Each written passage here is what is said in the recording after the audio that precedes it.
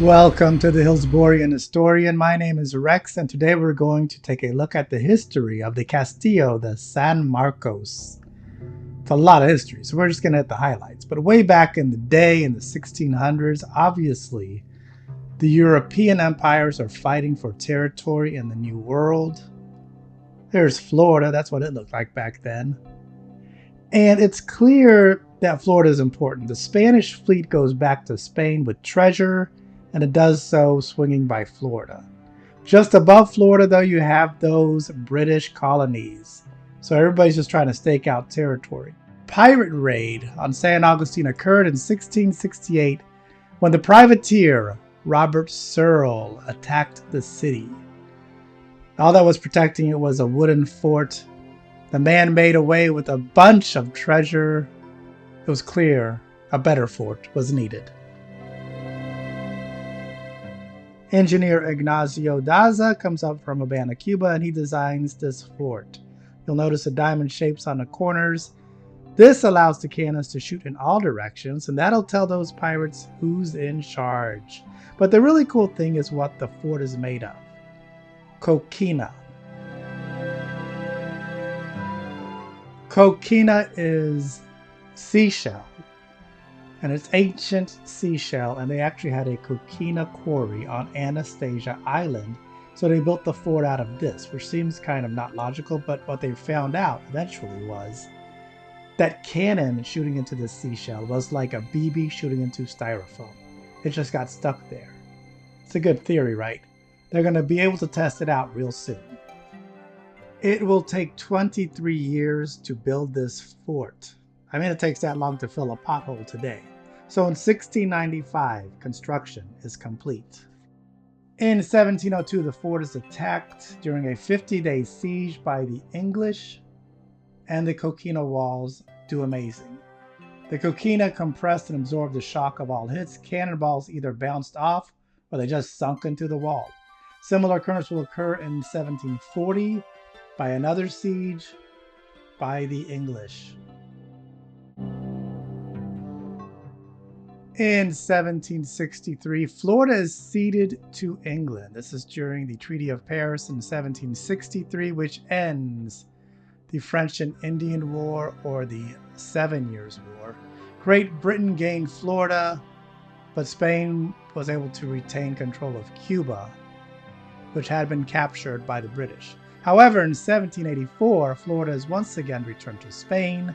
This is because of another Treaty of Paris in 1783 at the end of the American Revolution.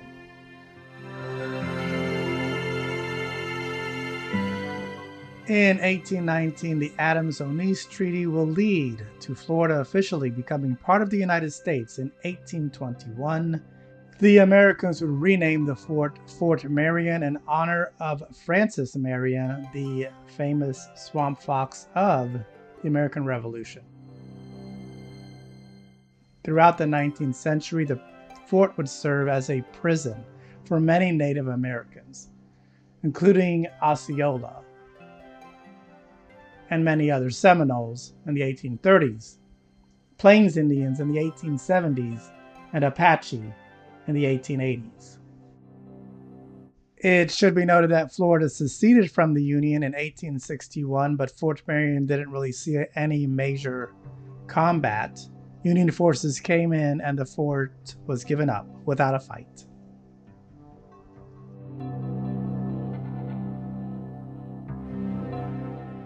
During the War of 1898, deserters were imprisoned at Fort Marion as well.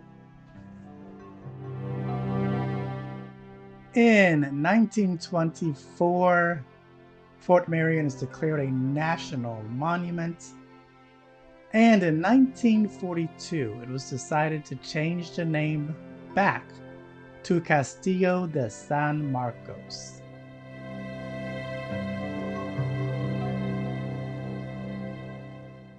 In 1964, Dr. Martin Luther King Jr. and other civil rights leaders met beneath the Freedom Tree on the grounds of the Castillo de San Marcos to protest segregation.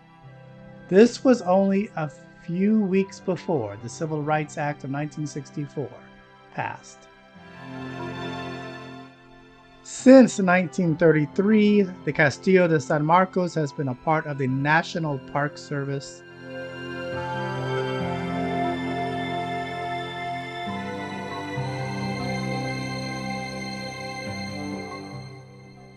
By the way, some of these walls are huge. They average 12 feet in thickness, and those on the ocean side are as thick as 19 feet. That's crazy, isn't it? The Castillo of San Marcos, obviously translated, is the Castle of Saint Mark. However, the four corners of this fort are also named after saints. So these are the bastions, those diamond-shaped corners. And they are named for four saints: San Pedro, San Agustin, San Carlos, and San Pablo. So these four saints would be Saint Peter, Saint Augustine, Saint Charles, and Saint Paul.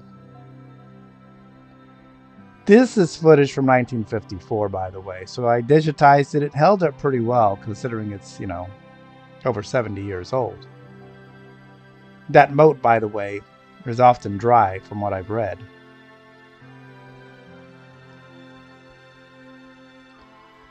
We know that there's only two forts in the world, according to the research I've been able to find, that are made of coquina. There's this one, and there's Fort Matanzas further to the south.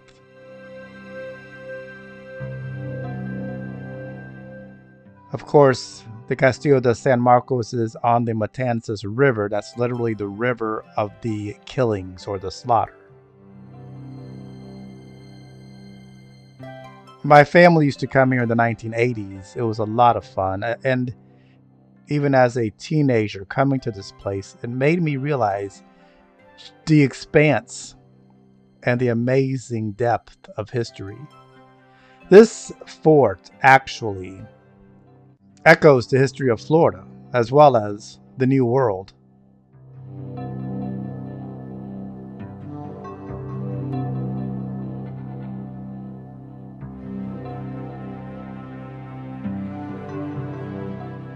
When the British took control of this fort, they named it Fort Saint Mark. Originally, the Americans called it Fort Marion, but of course they revert back to the Spanish name as we spoke about earlier.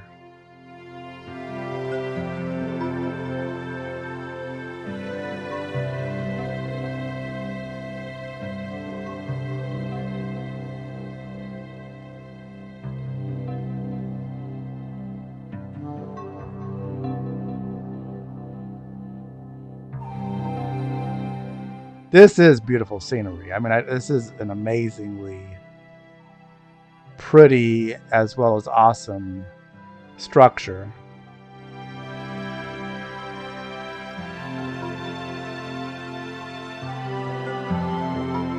There's the American flag.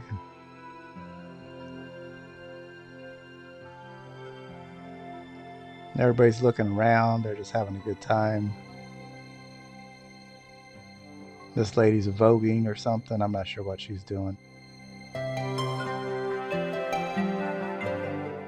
I definitely remember this. I remember walking into these tight areas and being like, wow, this is amazing. And it is. I mean, you're looking at history and you're in history as you walk around this place.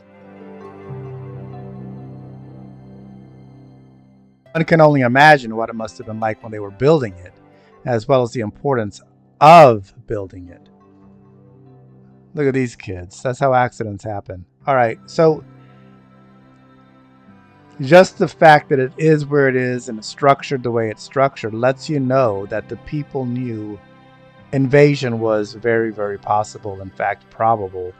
So they built this thing to withstand just so much. And so that's what's really cool about it.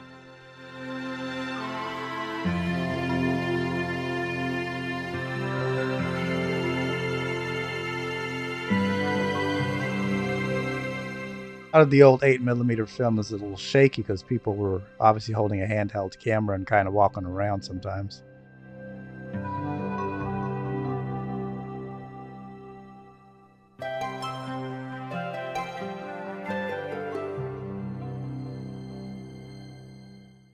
I mean, look at these cannons. These guys are ready to go to war again. I mean, these things are just, pretty big and pretty amazing.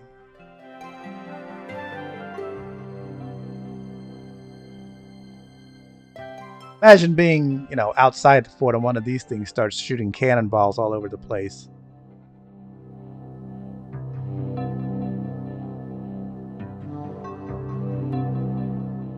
At all different sizes, too.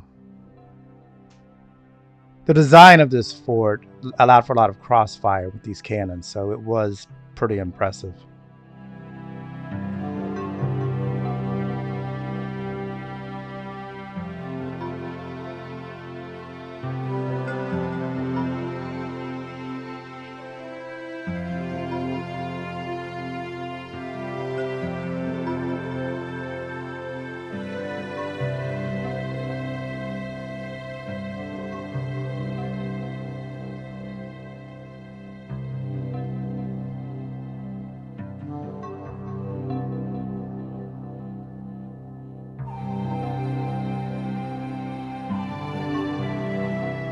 If you get a chance, visit this place. It is so cool.